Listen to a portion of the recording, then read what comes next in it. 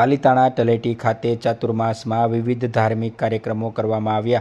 પાલિતાણા ખાતે 15મી ઓગસ્ટે 108 જોડાઓએ કરી વિશિષ્ટ પૂજા કરી ધાર્મિક કાર્યક્રમ કર્યો, જેમાં મધ્યપ્રદેશના ધાર જિલ્લામાંથી પધારેલા પૂજ્ય આચાર્ય શ્રી ચિત્રરત્ન સાગર સુરેશ્વરજી મહારાજ સાહેબ અને પૂજ્ય સાધ્વી શ્રી શાસન જ્યોતિ શ્રી મહારાજ સાહેબની સાધુ સાધ્વીની ભગવંતોની પાવન નિશ્રામાં જૈન સાધુ ભગવતને જણાવ્યું કે અહીં વર્ષો પછી ચાતુર્માસ અર્ધે પધાર્યા છીએ, તો ચાતુર્માસ દરમિયાન વિવિધ ધાર્મિક અનુષ્ઠાન ક્રિયાઓ અને આયોજનો કરવામાં આવી રહ્યા છે અને લોકો, સમાજ અને દેશ સુધારો આવે, તે વ્યસન મુક્ત બને, તે મુખ્ય ઉદ્દેશ છે. ધાર્મિક આયોજનોની સાથે સામાજિક અને સાંસ્કૃતિક કાર્યક્રમો પણ ભાર મૂકવામાં આવ્યું હતું, ત્યારે જેમાં સ્વતંત્રતા દિવસને ઉપલક્ષમાં ધ્વજવંદનનો કાર્યક્રમ યોજાયો હતો અને આઝાદીની ઉપલબ્ધિ વિષય પર જાહેર પ્રવચનનું આયોજન કરવામાં આવ્યું હતું.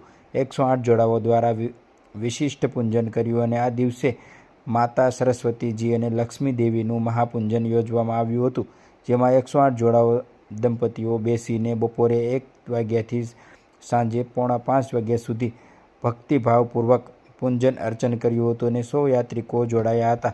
શાશ્વત ગુજરાત ન્યૂઝ, પાલિતાણા.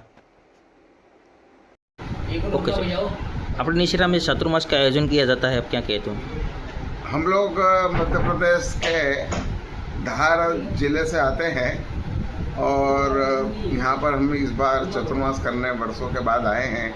अनेक प्रकार के अनुष्ठान, अनेक प्रकार की क्रियाएं और अनेक प्रकार के धार्मिक आयोजन हम लोग यहाँ पर कर रहे हैं. हमारा उद्देश्य है कि लोग, समाज और देश सुधरे और लोग व्यसन मुक्त बने, इसलिए हम लोग यहाँ पर प्रयासरत हैं. धर्म के साथ साथ हम सामाजिक काम भी कर रहे हैं और सामाजिक काम के साथ साथ हम सांस्कृतिक कार्यक्रमों में भी भाग ले रहे हैं. यही हमारा आज का अभी फिलहाल का लक्ष्य है. आगे हमारे बहुत बड़े बड़े लक्ष्य पालिताना के लिए हैं, वो समय पर हम आपको इस बारे में भी बताएंगे. आज लक्ष्मी और सरस्वती की पूजा का भी कार्यक्रम आज हमारे यहाँ पर 15 अगस्त से था. स्वतंत्रता दिन के उपलक्ष्य में हमने यहाँ पर ध्वजवंदन भी किया और आज़ादी की उपलब्धि विषय पर जाहिर प्रवचन भी हुआ. उस निमित्त आज यहाँ पर सरस्वती माता जी और लक्ष्मी देवी का पूजन बहुत अच्छे ढंग से 108 जोड़े के रूप में बिठा करके हमने करवाया.